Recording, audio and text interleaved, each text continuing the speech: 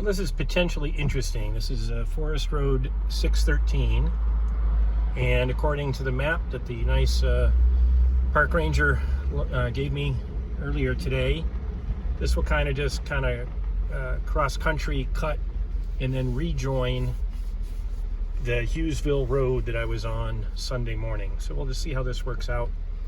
Doesn't look like it's a particularly challenging route, but it should be beautiful and interesting.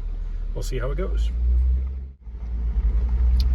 So this road already is not nearly as well maintained as the one that takes a lot of traffic, like Hughesville Road. Just got a lot of little puddle holes and things like that, but no sharp rocks or anything really concerning. Just quite a bit narrower, and you just want to take it slower because you just bounce it in and out of holes a lot.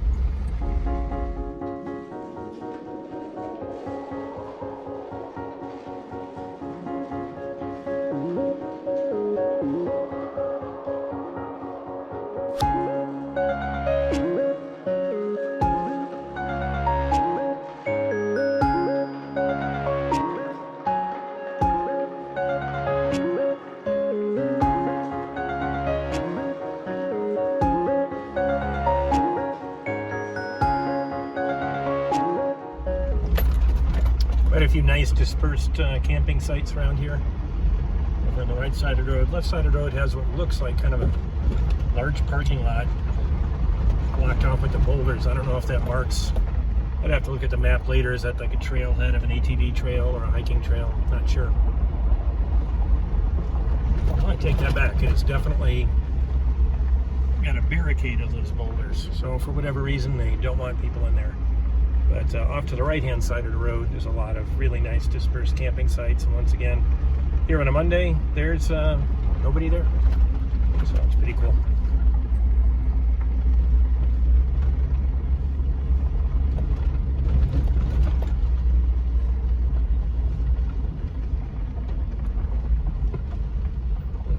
So we'll sign off to the right, Hoover Creek Trail Restoration.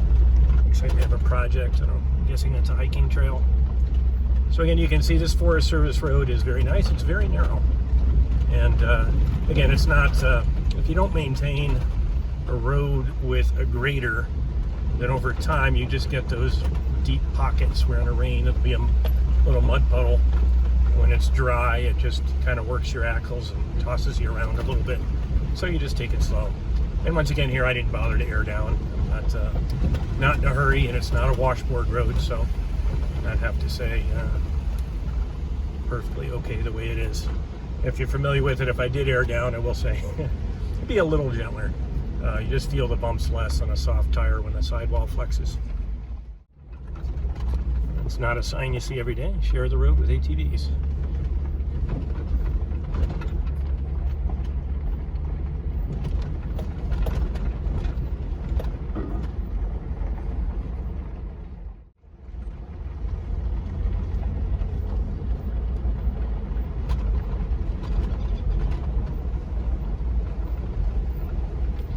Rural one-way sign affixed to a tree. Another thing you don't see every day. Once again, the trail here is big and wide enough. I don't need to put on my limb risers, and I still have my ham antenna standing up. So far, not a lot of pinstripes from bushes or trees on the side of the road. Just a nice, easy, beautiful trail. Should explain too, in my truck, I've got these H3s have very large sunroofs, so I have the sunroof open, so as I mosey around slowly, I get to rubberneck to look up at the sky, look up at the mountainsides on either side of me. So what I can't see out the side windows, which in these trucks, unfortunately, they're very small. It has that chop top look, which is kind of a bizarre thing for an off-road vehicle. But with the sunroof open, it's just an absolutely phenomenal panorama. Not quite as cool as driving in an open-top Jeep or something on a trail like this, but not too far from it either.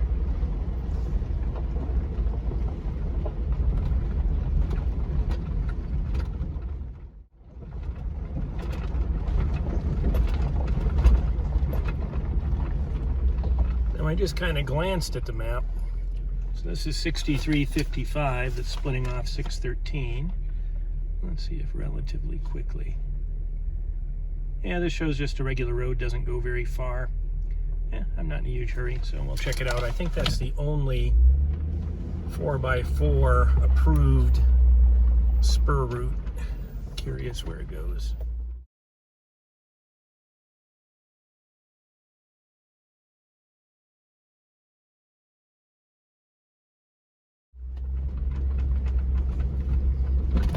A couple other spur routes, but they're motorcycle only trails. And there's some hiking trails and things like that in the area.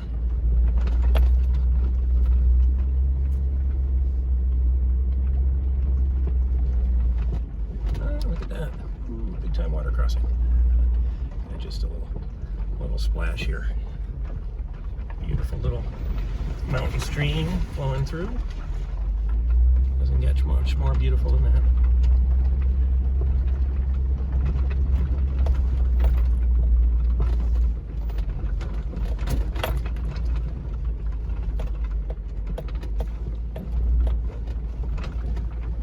Baja or someplace, someone taking this kind of terrain at speed. It's definitely a lot more comfortable for me just to mosey on through. Looks like we're going to cross that little brook one more time.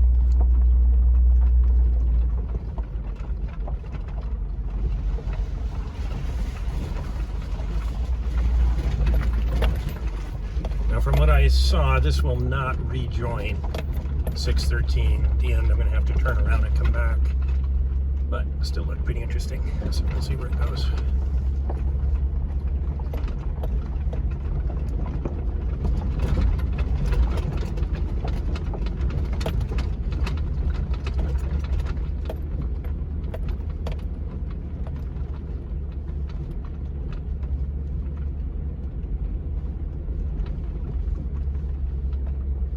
All I can think about is how much fun it would be to disperse camp in an area like this. Definitely a place you'd want to have your bear spray and whatnot, but you are pretty remote here. If I compare this to when I visited Hughesville National Forest, we went down to the Tell City District, and it was just, or the Hiawatha National Forest in the Upper Peninsula of Michigan.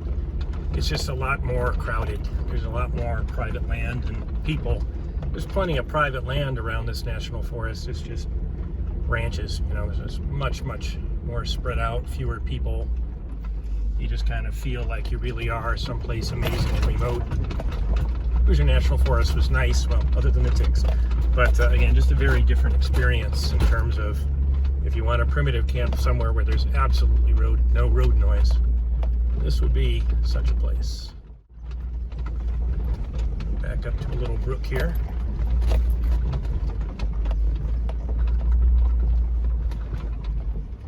Well, I'm going to call that. Well, maybe not. But, oh, there it goes. I thought that was the end of the trail, but this is definitely a 2-track still going here.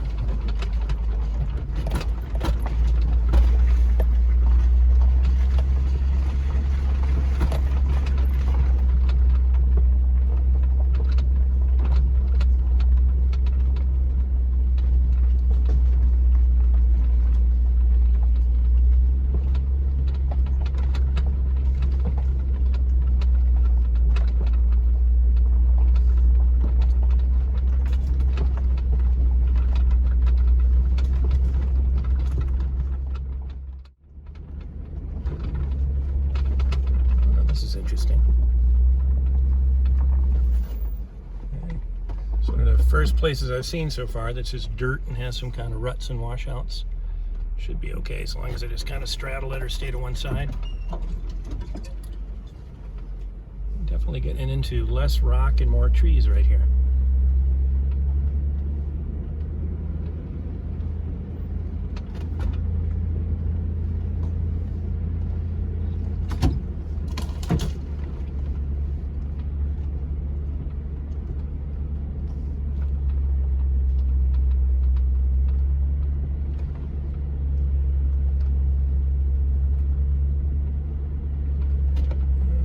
Close look at this.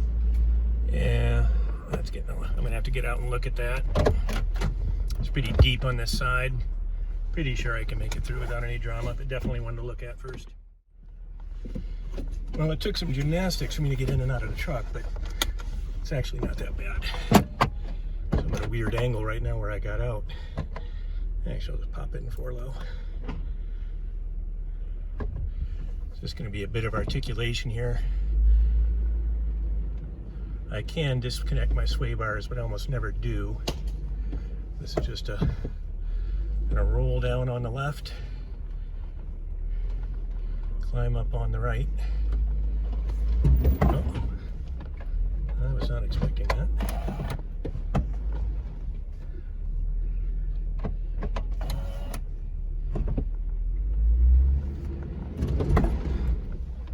Alrighty. Well, this is interesting. I have 2 wheels in the ground, so I'm going to hit the locker and just try to push my way through here. Yeah, lockers make a difference.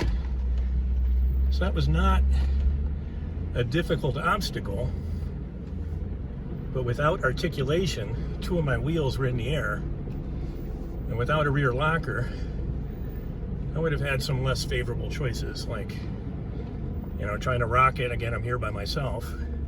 Try to hit it fast, none of which is really conducive to a fun afternoon by yourself. Okay, I'm gonna go ahead and disconnect my locker, but I'm going to stay on 4 low.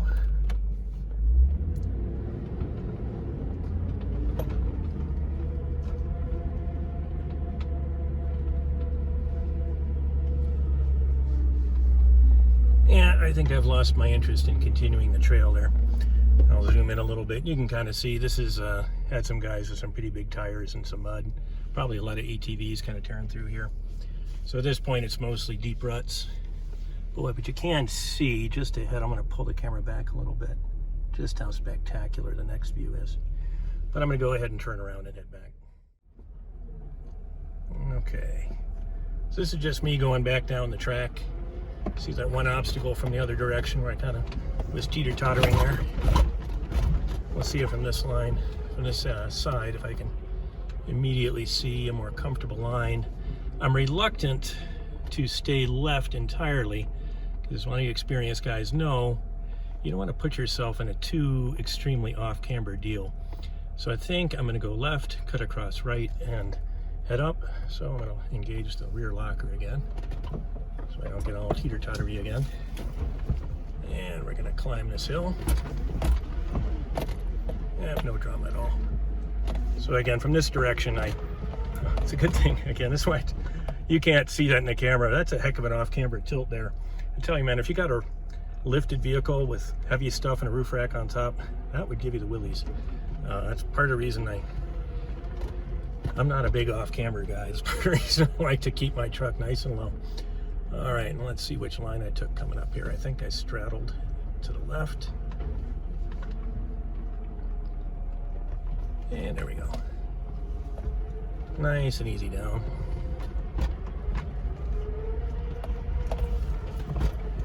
I did fold down my ham antenna back a couple minutes ago when I stopped. And another thing I watch for there to sneak up on you. Up in some private land in UP, I've learned that lesson the hard way. Fortunately, no damage, but when you're not on the track, of course, you know, tread lightly. You want to stay on the trail, but wherever you are, like, oh, I'm gonna just check out a dispersed camp, you got to watch for stumps, especially as the grass starts to grow. I was fortunate.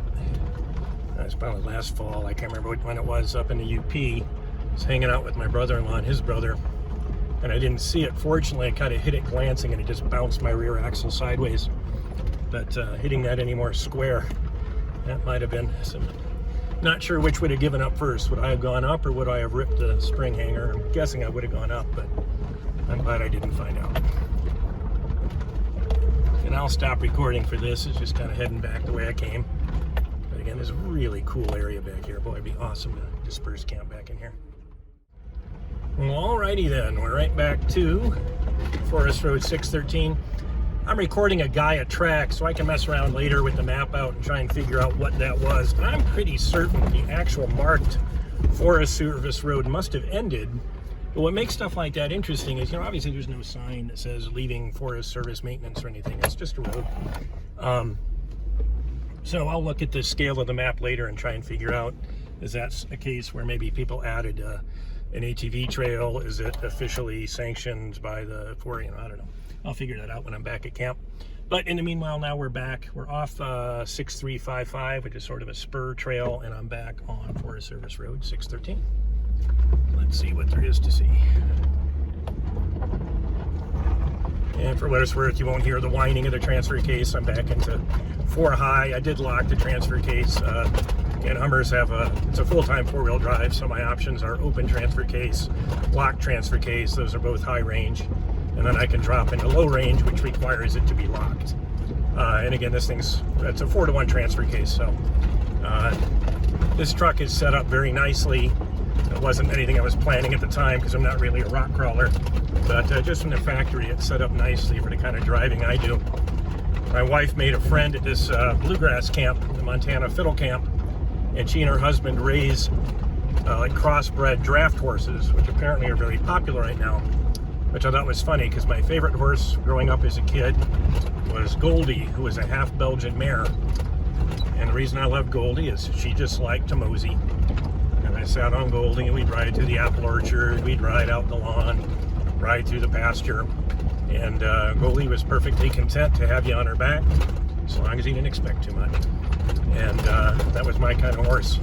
So to me, the 4-to-1 transfer case reminds me of moseying along on Goldie. You just set the transfer case to 4-to-1, inclines become boring, and you just kind of mosey through the trail.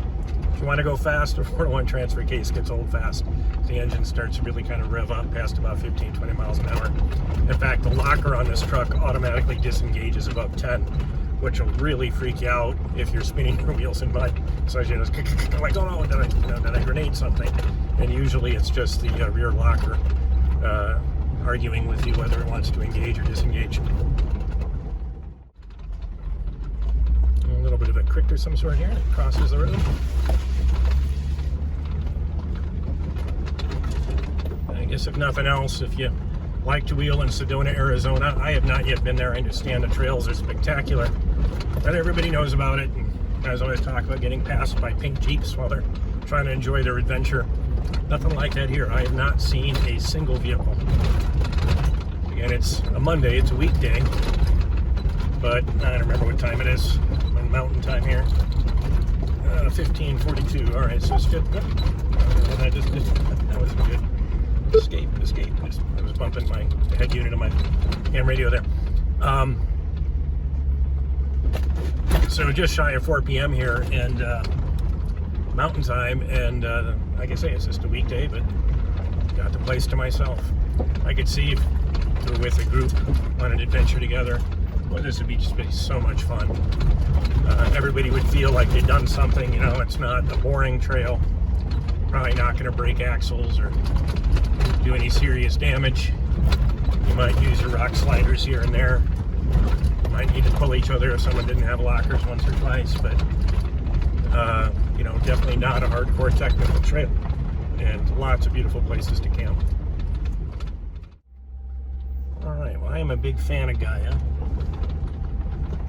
and just looking at the track it's got me on, I don't even think I have a cell phone signal here. It's part of what makes Gaia remarkable is how well designed it is to allow you to record tracks and things like that without necessarily having your internet all the way up. There's some pretty big rocks up here. I'm about 2/3 of the way through, but you can kind of see, you can see from my dash cam here, but, or just my cell phone looking through the windshield here, it gets very windy. And just looking at it here, the trail's in worse condition. It's not in terrible condition, but definitely, if it's any more challenging, I'll pop it into 4 low. It is very cool. Now again, I've said in these videos, I'm not a big fan of shelf roads or hairpin turns, and I'm coming up on one right now. I'm on a shelf road with a sheer drop with a hairpin turn. And you can see people with longer vehicles have definitely used this corner to back up and go and back up and go. Can't imagine having a long trailer through here. But again, the road's not, you know, it's not a technical trail. It's not a terrible road, but beautiful. Just remarkable.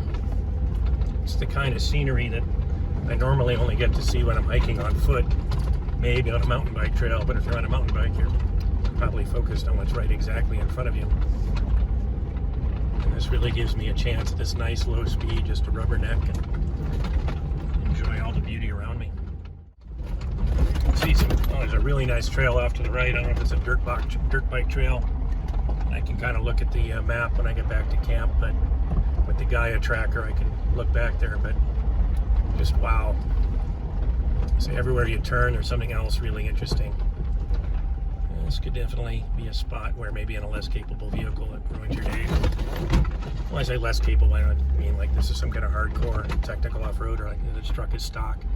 I just mean something with like, 31, 33 inch tires, a little bit of ground clearance, decent attack and departure angles. Otherwise, some little dip like that just slows you down. Makes the adventure, at least for someone like me, a little more tedious.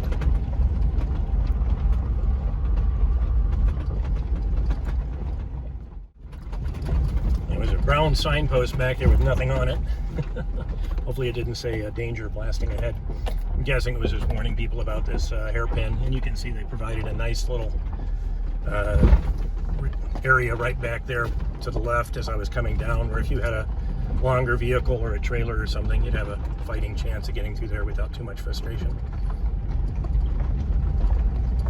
And I normally pull my M416 trailer, so if I were to disperse camp here, I haven't found anything I couldn't do. But I will say, actually these little hairpins with this truck and that short little trailer, I'd probably zip right through.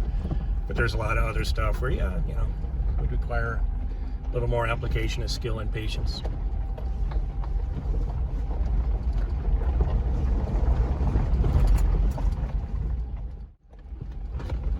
So again, if I had my M416 trailer, yeah, I could do this. Be a little challenging. You can kind of see where there's a little spot there. I almost cut this too wide. Now, if you're watching again, you're just looking through my windshield, you can cheat on an H3. I took a poor approach to that hairpin. There's no danger or anything involved, but these things have an insane turn radius. A lot of people don't realize the wheelbase is a little bit shorter than a Wrangler Unlimited. Tiny bit longer than the two-door contemporary Wrangler. These are really small, narrow trucks. And they GM engineered them with just an insane turning radius. I remember the salesman telling me that when I bought this, and I was like, come on, seriously? He said, yeah, just cut a circle here in the parking lot. I was like, whoa.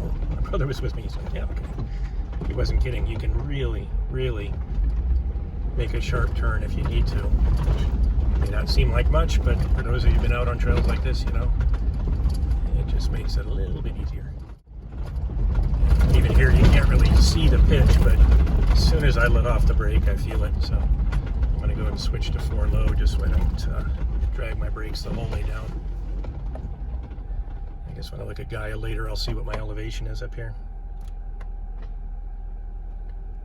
And away we go. You can probably hear the whine of the 4 low on the transfer case. Yeah, I'm using the brake a lot less now.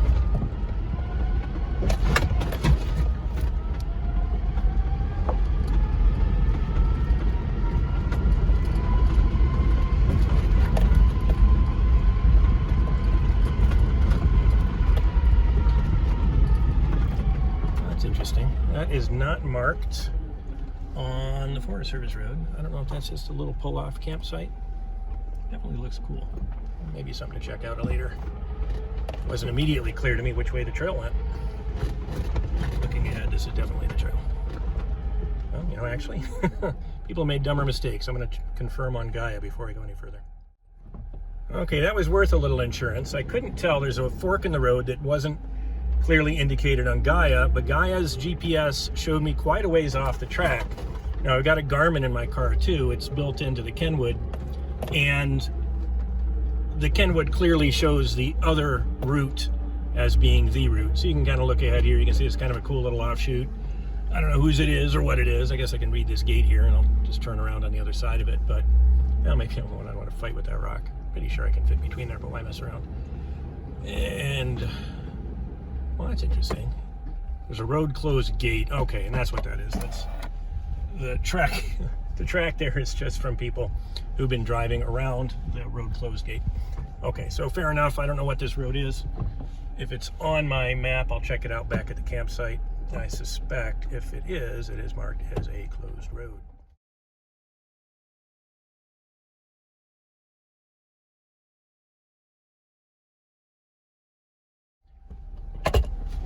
So again, like I said earlier, the video I took earlier today, when you're doing a little turnaround like this in the woods, just remember there's a lot more trees than you have cameras, mirrors, and eyes. So I'm being super careful here. Every time you look, oh, there's a stump I didn't see. Oh, there's a tree trunk.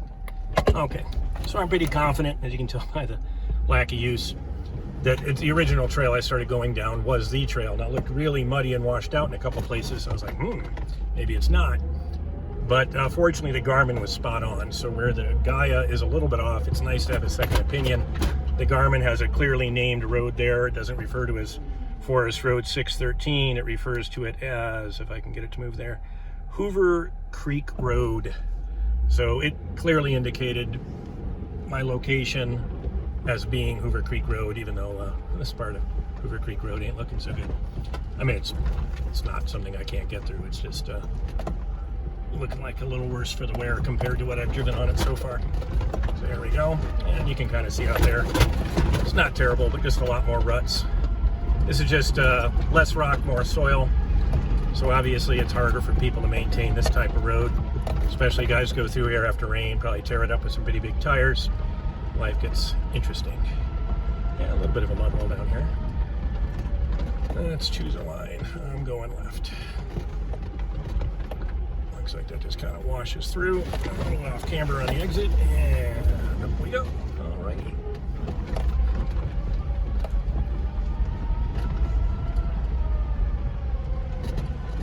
Just kind of keep bebopping down here.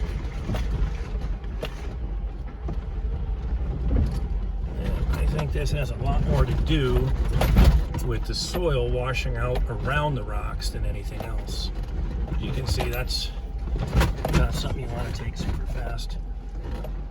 Survey marker right there. All right.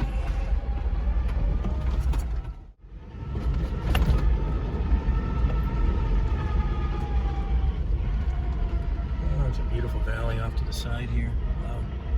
So again, this is just technical enough. I need to keep my hands on the wheel, my eyes on the road, but every now and then it opens up and I just get to look around. Wow.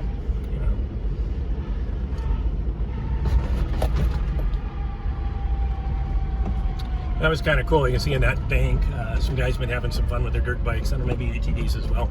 If you ever ridden a mountain bike on those, when you get up speed on a descent and a curve, you can really climb a bank. I don't think I'd do it on this trail, just me. But I don't know, maybe with friends you can push the envelope a little more and hopefully have a first aid kit and a medic with you. But definitely looked like fun. Bridge with a couple of huge climbs on either side of it, and a nice dispersed campsite.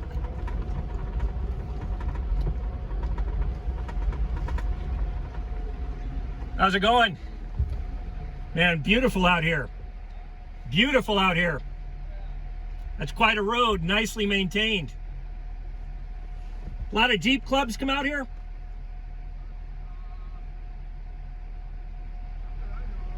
Well, they're missing something. That's a really nice track. Not too technical, but really nice.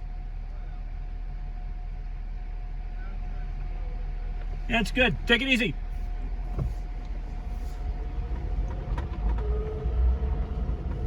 And just saying hello to a fellow who was doing the right thing. He drove his Jeep in here. Luckily he had his tent set up, a couple of beers. I think he was fishing.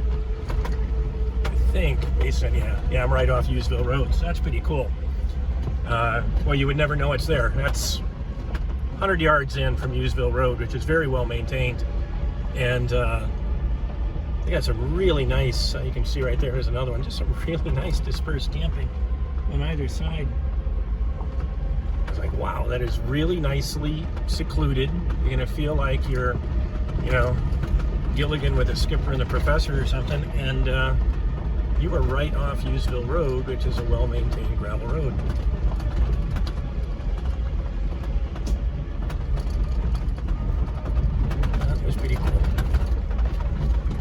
opens into this incredible valley. Right there along, you think, oh, that's the end of the trail. Oh, nope. Right there is Hughesville Road, and isn't that awesome? Got a little barrier there, nice little shallow water crossing. Nice. The rock underneath here is very stable. I'm probably, not even up to, I don't think I'm up to my hubs in that water. And boy, is that cool. I give that trail a thumbs up. Okay, I'm gonna go ahead and kill the video. From here on, I'm just jumping back onto Hughesville Road. I'm gonna get out of 4 Low and head back to camp. So I noticed I had my head cut off. When I was looking at my videos from the other day, while you can't see my beautiful shiny bald head, you can't look out the back window, which is in some cases maybe more interesting than looking at my face while I talk. One last bit of video. I'm just driving back down Hughesville Road back to camp. Same trek I was on Sunday morning. And this is Monday afternoon going into evening. Almost every dispersed campsite that I saw that was packed with people is now empty. So I thought it was worth popping that on the video. I'll remind myself, hopefully, if I ever get around to editing these into a YouTube video, that that's just a point of reference. There were a lot of empty campsites Sunday morning, and there are a whole lot of empty campsites Monday afternoon.